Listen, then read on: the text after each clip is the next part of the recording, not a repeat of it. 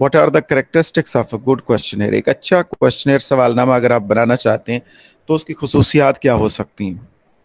تو کسی بھی ریسرچر کے لیے ان پوائنٹس کو اور ان کریکٹرسٹکس کو ذہن میں رکھنا ضروری ہے تاکہ وہ اچھے سے اچھا سوال نامہ یا کوشچنر کو ڈیزائن کر سکیں. Number 1, it should consist of a well written list of questions. سب سے پہلے تو یہ ہے کہ آپ نے جو بھی کوشچنس بنانے ہیں اس میں جو اسٹیٹمنٹس آپ بنا رہے ہیں وہ ویل ریٹن ہونے چاہیے, وہ اچھے انداز میں لکھی ہوئی ہونی چاہیے, ویل اسٹیٹڈ جسے کہا جاتا ہے. ان کی ورڈنگ ٹھیک ہونی چاہیے, ان میں گرامیٹیکل مسٹیک نہیں ہونی چاہیے, اور الفاظ کا چناؤ آپ کا بہتر ہونا چاہیے تاکہ آپ کا جو رسپونڈنٹس ہے ان کے لیے جو آپ بنا رہے ہیں وہ اس کو پڑھنے کے بعد اس کو انڈرسٹینڈ کر پائے کہ اس میں آپ پوچھ کیا رہے ہیں, اس نے جواب جو دینا ہے آپ کے سوال کو انڈرسٹینڈ کر پائے بہترین طریقے سے. تو ان چیزوں کا آپ ذہن میں رکھیں گے. جتنے بھی اسٹیٹمنٹس آپ بنا رہے ہیں, کوشچنس بنا رہے ہیں, ان کو آپ بہترین انداز کے ساتھ پرفیکٹلی اس کو لکھیں گے. آپ ویل ریٹن ہونا چاہیے, ویل اسٹیٹڈ ہونا چاہیے. Number next is the questionnaire should deal with an important or significant topic to create interest among respondents. انتہائی اہم نقطہ ہے یہ. دیکھیے ہیومن سائیکالوجی ہے, انسان کی ایک نفسیات ہے کہ جب تک آپ انٹرسٹ ڈیولپ نہیں کرتے کوئی آپ کی بات سننا نہیں چاہتا. ایون کہ آپ کسی سے بات کر رہے ہیں تو جب تک انٹرسٹ نہیں ہوگی, ان کو موٹیویٹ کرنے کے لیے کوئی چیز اس میں شامل نہیں ہوگی, اس وقت تک ان کی انٹرسٹ آپ کی طرف ہوتی نہیں, دلچسپی نہیں لیتا کوئی. تو اسی طریقے سے آپ اپنے رسپونڈنٹس کو موٹیویٹ کرنے کے لیے اور ان کو انٹرسٹ ڈیولپ کرنے کے لیے کس طریقے سے آپ ڈفرینٹ جو چیزیں ہیں اس کو اپلائی کر سکتے ہیں, یہ بھی ایز اے ریسرچر آپ کو معلوم ہونی چاہیے. مطلب آپ جو بھی اسٹیٹمنٹ بنا رہے ہیں اس میں انٹرسٹ کیسے کریٹ کی جائے گی, یہ انتہائی اہم نقطہ ہے. تو سوال نامہ بناتے ہوئے آپ اس چیز کو بھی ذہن میں رکھیں گے. اور اس میں ظاہر ایک اور بات بھی ہے کہ آپ اپنے رسپونڈنٹس کی جو ایجوکیشن ہے, ان کا لیول ہے, اس کو ذہن میں رکھیں گے, ان کے انٹیلیجنس لیول کو ذہن میں رکھیں گے, ان کے ایج لیول کو ذہن میں رکھیں گے. تو یہ ساری باتیں جب آپ ذہن میں رکھتے ہیں تو پھر اکارڈنگلی اس کو بناتے ہیں, اور ظاہر یہی ہے کہ to create interest among respondents.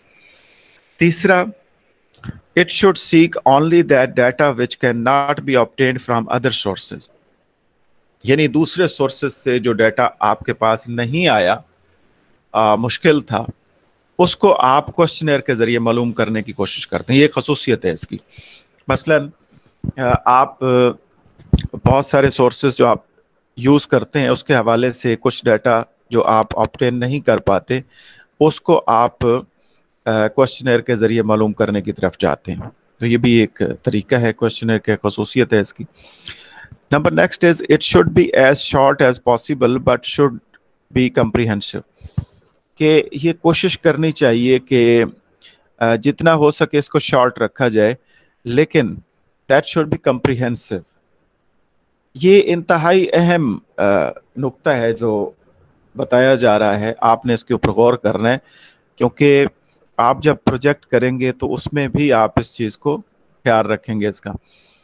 دیکھیں بہت سارے ریسرچر جو بناتے ہیں کوشچنر سوال نامہ تو وہ اتنا ڈیٹیلڈ بنا دیتے ہیں, اتنا لینتھی ہوتا ہے کہ آپ کا جو رسپونڈنٹ ہے اس کو جب وہ دیا جاتا ہے تو وہ اس کی لینتھ دیکھ کے, نمبر آف کوشچنس دیکھ کے, مثلا 100+ بھی کوشچنز ہوتے ہیں اس میں, 80-90 بھی ہوتے ہیں, 70 بھی ہوتے ہیں, 60 بھی ہوتے ہیں, تو اس کو دیکھ کے پریشان ہو جاتا ہے اور وہ اس کو اٹیمپٹ بھی نہیں کرتا, چھوڑ دیتا ہے اس کو. مطلب اس کی جو انٹرسٹ تھی نا, موٹیویشن تھی, آپ نے دیا تھا, تو ایک نظر دیکھنے کے بعد کہ یہ تو اتنا لینتھی ہے, اس کے اوپر تو میں پڑھتے پڑھتے میرا اتنا ٹائم لگ جائے گا, تو اس کو وہ چھوڑ دیتا ہے. آپ جانتے ہیں کہ لوگ جو ہے ان کے پاس ٹائم نہیں ہے, آج کل بزی لائف ہے, اپنے اپنے کاموں میں لوگ بزی ہوتے ہیں, اور وہ ریسرچ کلچر نہیں ہے ہمارے یہاں. تو جب ہم لے کے جاتے ہیں اپنا ریسرچ انسٹرومنٹ ڈیٹا کلیکشن کے لیے, تو ان کو جب دیتے ہیں تو اگر وہ اس کی لینتھ زیادہ ہے اور نمبر آف کوشچنز اتنے ہیں کہ جو ہم نے ضرورت سے زیادہ بنا دی ہیں, تو پھر وہ اپنا ٹائم نہیں دیں گے آپ کو, اس طریقے سے انٹرسٹ کے ساتھ اس کو فل نہیں کریں گے. और अगर फिल करेंगे भी सही आपके कहने पे, तो हो सकता है कि वो उसको जल्दी से फिल कर दें बगैर पढ़े हुए, जो आजकल बहुत ज्यादा चलता है। तो इसलिए बताया जा रहा है कि इसको इतना शॉर्ट रखें कि आपका मकसद भी अचीव हो जाए, कम्प्रिहेंसिव भी हो, उसमें सारी मालूमात भी आपके पास आ जाएं और उसकी लेंथ भी ज़्यादा ना हो। तो इन चीज़ों को आप अगर जहन में रखते हैं और इस तरीके से डिज़ाइन करते हैं तो डेफिनेटली ये फिर बहुत ज़्यादा यूजफुल होता है, आपके पास इंफॉर्मेशन भी प्रॉपर आ जाती है। Number next is it should be attractive. देखें, अट्रैक्टिव होना चाहिए। Attractive means that should be appealing, appealing look होनी चाहिए उसकी। अट्रैक्टिव मीन्स के क्वेश्चन जो आपने बनाए हैं उनकी वर्डिंग आसान होनी चाहिए, वो ठीक होने चाहिए, वो लॉजिकल होने चाहिए और उसकी एक प्रॉपर सीक्वेंस होना चाहिए।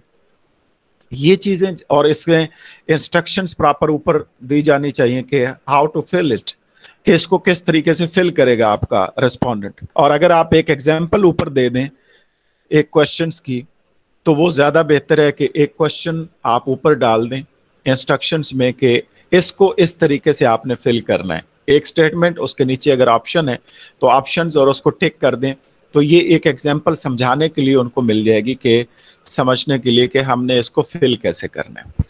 तो ये उसको अट्रैक्टिव बनाया जा सकता है। उसका अट्रैक्टिव बनाने के लिए पेपर आपका अच्छा होना चाहिए, आपका फॉन्ट साइज अच्छा होना चाहिए, प्रॉपर आपका फॉन्ट स्टाइल ठीक होना चाहिए, तो उसकी हेडिंग्स ठीक होनी चाहिए। कहीं पे बोल्ड करना है इंस्ट्रक्शंस को, तो उसके जो पार्ट आप बना रहे हैं तो डिफरेंट 2 पार्ट हैं, 3 पार्ट हैं, तो हर पार्ट की अलग इंस्ट्रक्शंस अगर देनी है तो वो वहाँ पे प्रोवाइड की जाए। तो ये सारी बातें जब आप करते हैं तो इट मीन्स के योर क्वेश्चनर इज अट्रैक्टिव।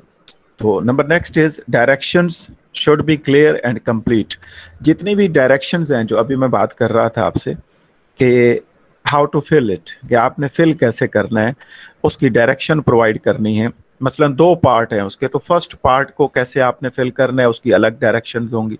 मसलन पहली डेमोग्राफिक इंफॉर्मेशन है जिसमें आप नाम पूछ रहे हैं या आप एड्रेस पूछ रहे हैं या आप एज पूछ रहे हैं या आप इनकम पूछ रहे हैं या आप मैरिटल स्टेटस पूछ रहे हैं या आप नेशनैलिटी पूछ रहे हैं। तो इस डेमोग्राफिक इंफॉर्मेशन को मालूम करने के लिए आपने एक पार्ट बना लिया, उसकी डायरेक्शन अलग से प्रोवाइड करेंगे। और दूसरा पार्ट आपने बना लिया जिसमें आपके 25, 30 या 35 के करीब आपके स्टेटमेंट्स हैं, क्वेश्चंस हैं, उनको आपने फिल कैसे करना है। उसमें आपने 5 पॉइंट स्केल इस्तेमाल किया हुआ है या आपने कोई और ऑप्शन इसमें यूज़ किया हुआ है, तो उसको फिल कैसे किया जाएगा, उसकी डायरेक्शन जो है वो आप प्रोवाइड कर देंगे। Number next is it should be represented in good psychological order proceeding from general to more specific responses।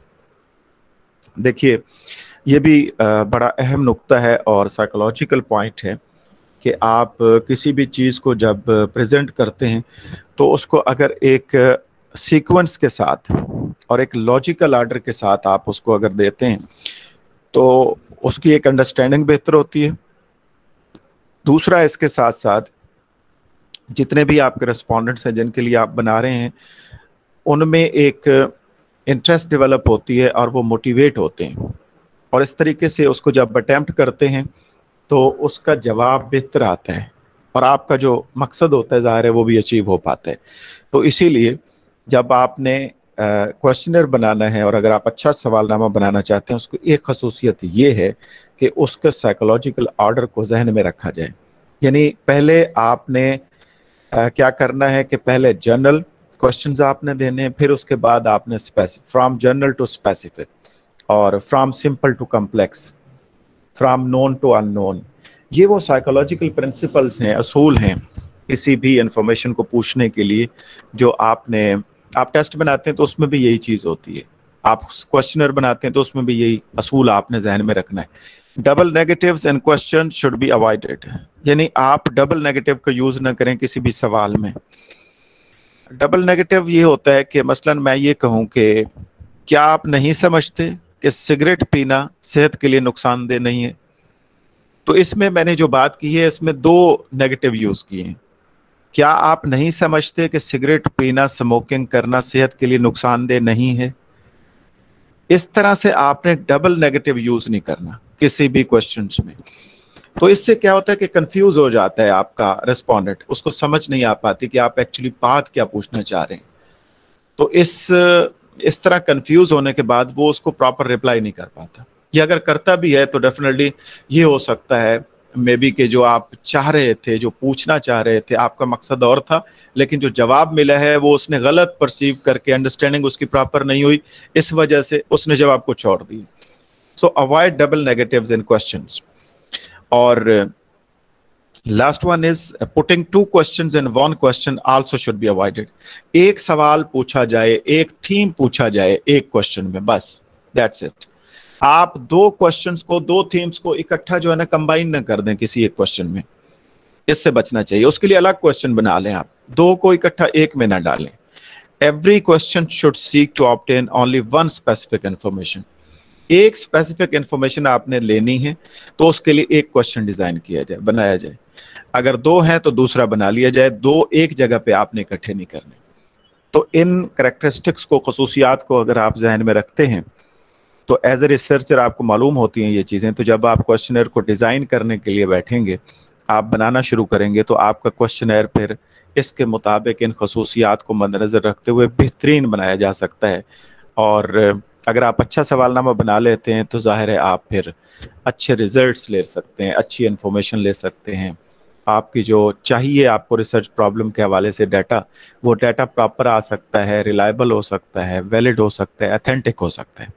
और अगर आप नहीं जानते कि अच्छा सवालनामा कैसे डिज़ाइन किया जाएगा, उसका तरीक़ाकार क्या है, तो डेफिनेटली फिर आप वक्त भी ज़ाया करेंगे, रिसोर्सेज भी ज़ाया करेंगे, और डेफिनेटली जो उसके रिजल्ट्स आने वाले वो भी ठीक नहीं आएंगे। आपका जो डाटा होगा वो हो सकता है वो वैलिड ना हो, रिलायबल ना हो, अथेंटिक ना हो। तो इसलिए किसी भी रिसर्चर के लिए characteristics of a good questionnaire जानना बहुत ही ज़रूरी है।